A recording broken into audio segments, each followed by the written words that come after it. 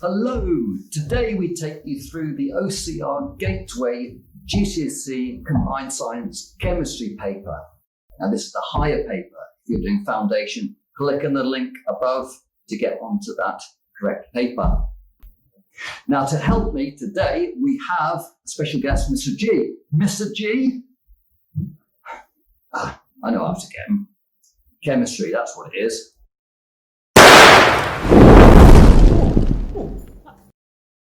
That was weird. Anyway, moving on. I'm Mr. G, and I'm going to take you through the chemistry paper. We'll be shooting our way through this paper within about 15 minutes. But at any point that you want more clarification, just hit that pause button. Here we go. Question number 1.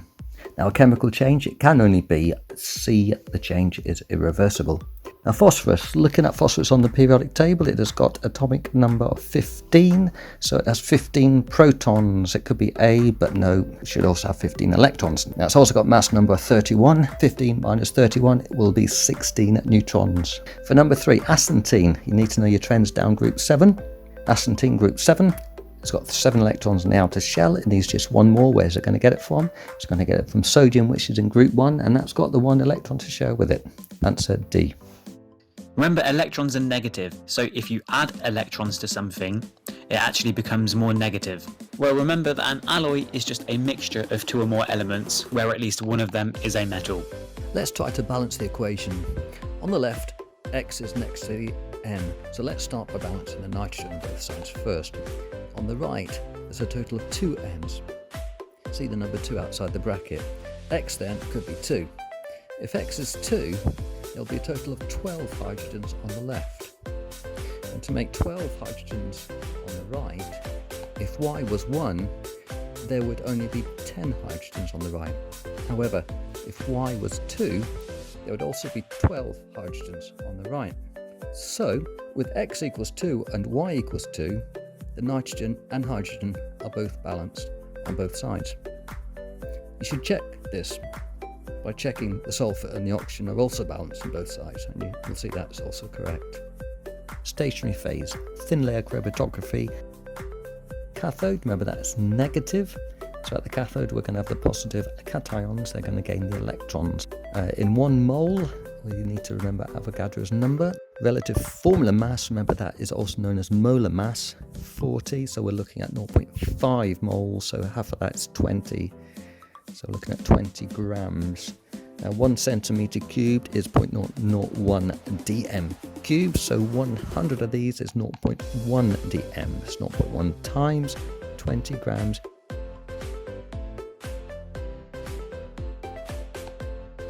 Now here we need to explain why the nanotubes are so strong. Using ideas about bonding, there's 2 marks for this one. Many strong, and they're covalent bonds. And for B, we need to explain again.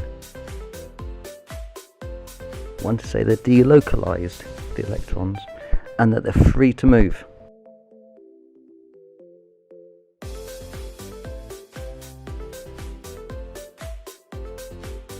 Well, to find out how many more times dense the iron is in the carbon, we just divide the density of the iron by the density of the carbon.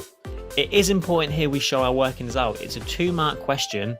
If you show that working, even if your answer is wrong for some reason, you will still secure 1 mark. Well, if something is dense, it means that all the matter are packed together as tightly as possible. In carbon nanotubes, there are really strong covalent bonds. You have to break some of these bonds if you want to turn it into a liquid.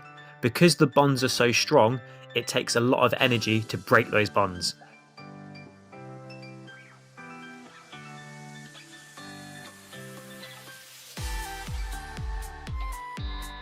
The aluminium needs 3 electrons to balance out the 3+, oxygen needing 2 electrons to balance out the 2 negative. So we can multiply the 3 negative by 2, and we can multiply the 2 negative by 3, that will give us 6 in each case, equal aluminium ions, and the 3 oxygen ions would make the formula. Mg, that's going to be 2+, and NO3 is 1-. So we're going to need 2 lots of the NO3 negatives to match one of the magnesiums.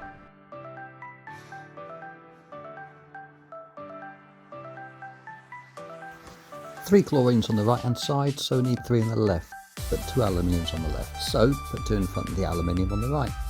But that makes 6 chlorines on the right, so change to 6 chlorines on the left. But now there's 6 hydrogens on the left, but only 2 on the right. So we'll put 3 here to make it 6 hydrogens. We also now have 3 sulfurs on each side. The temperature is about 20 degrees centigrade, so that is well above the minus 60 boiling point. It is a gas.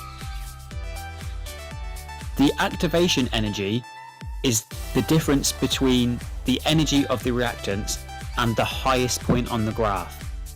The overall energy change is the difference in energy from how much energy we started with and how much energy we ended up with. Part B to this question, remember if it says use ideas about bonds, you have to mention and explain how bonds are relevant to this in your answer. If the chemical reaction is taking place, that means that our atoms are actually rearranging themselves. Bonds are going to have been broken and bonds are going to have been made. It takes energy to break bonds. Breaking bonds between atoms is an endothermic process. It actually takes energy in. When you make new bonds, that actually gives out energy, so it's exothermic. We can tell that this reaction is exothermic because we end up with less energy than we started with. Hydrogen burns oxygen to form water, and here's the equation. Now the average amount of energy for each one of the bonds is down here. Well, 2 lots of H2s, it's going to be 2 lots of 436. Add the bond between 2 oxygens, 498 gives 1370. Other side of the equation, 2 lots of H2O would look something like that. So what bonds have we got? We've got 4 bonds between H and O's, so it's 4 lots of 464, which is 1856.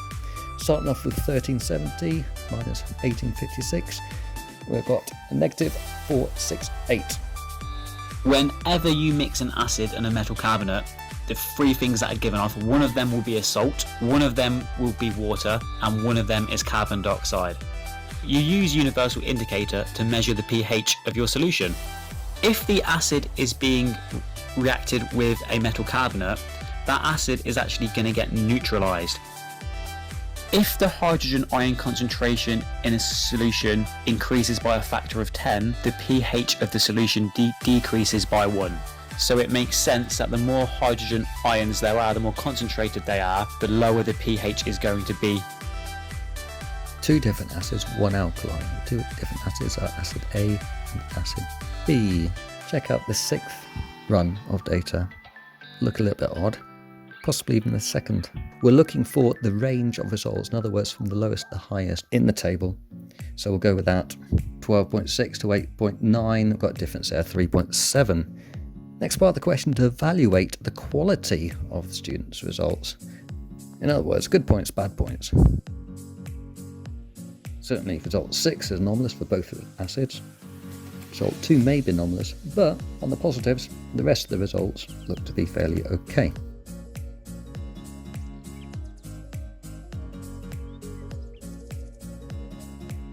There are actually 2 parts to this question. Let's first of all tackle the first bit. Explain which polymer would be best to make a plastic storage box. Both B and C are rigid.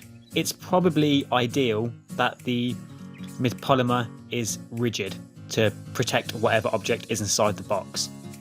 The more dense something is, the heavier it's going to be. So the lighter material I use, the easier it will be to move that box. If you have a strong material, there is very little danger of whatever you've stored in the box of falling through the bottom of it. Just the higher the melting point, the safer it's going to be.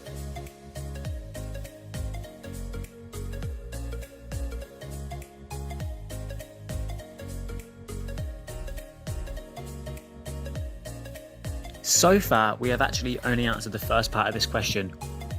If A is flexible, all that means is that the intermolecular forces between those polymer chains, it just must mean they're slightly weak. If it's flexible, it means that those polymer chains can move, they can slide over each other, hence the material can bend.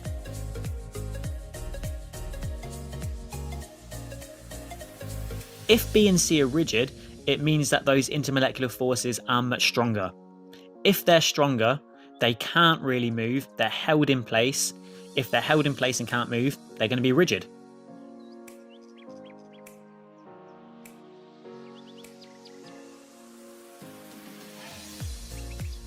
Low boiling point 36.1, explain why this is the case. So from that one molecule, there are other molecules around, there's intermolecular forces between all of these molecules, and these are weak. But we're looking for 2 marks. To say only a small amount of energy is needed to break them. There's 2 good marks there. Okay, we're given the formula there, so we know there's 2 oxygens and 1 carbon. Dot cross diagrams, it also says draw only the outer shell. Here we go. Looking at the periodic table, we know that oxygen has got 6 on its outer shell, carbon's got 4.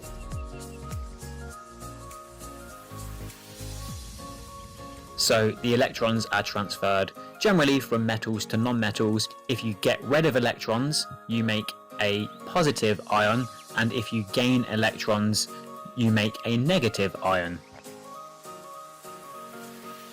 Opposites attract, so the positive ion is going to be attracted to a negative ion. So this is the atomic model, how it's changed over time. I recommend you check out the video on the history of the structure of the atom. There is a link above for that. Explain how the results supported their conclusions. Check out the video first and then go back to answer this question.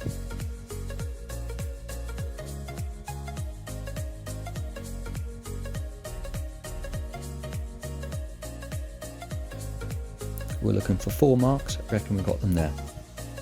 Why is it important they publish their results? Only looking for 2 marks here.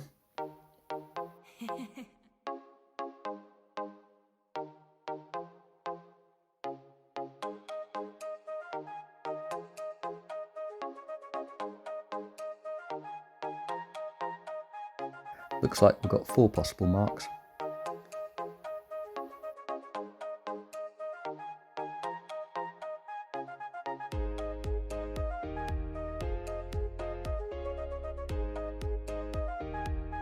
This is actually an example of what we covered in question 14. We are mixing an acid with a metal carbonate and it's producing a salt, some water and some carbon dioxide. We need to work out first of all how many moles of ammonium carbonate are in the 3.84 grams. All we need to do is divide that 3.84 grams by the relative formula mass of the molecule. That's just the atomic mass of all the atoms in the compound added together, or a relative formula mass of 96. We then divide our 3.84 grams by that relative formula mass. There are 0.04 moles. We now need to work out the molar mass of ammonium nitrate. That you end up with a molar mass of 80 grams. But you get 2 molecules of ammonium nitrate, meaning that we actually have a molar mass of 160 grams.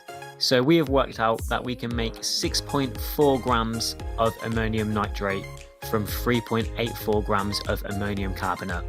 And finally, methane CH4, ABC, 3 different ways of showing their structure. Question asked advantages and disadvantages for each of these diagrams, but for 4 marks, it seems sensible then to have 2 advantages and 2 disadvantages.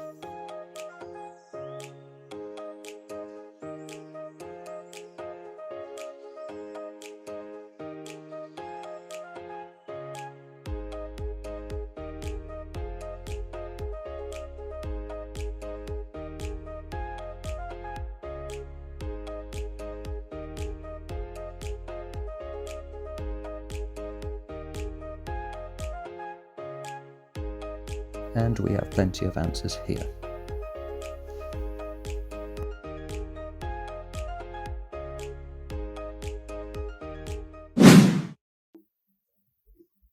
So that brings us to the end of the chemistry paper.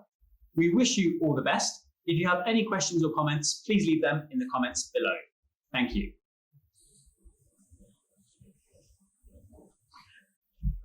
Thank you, Mr. G. and I'm off now to perfect my chemistry.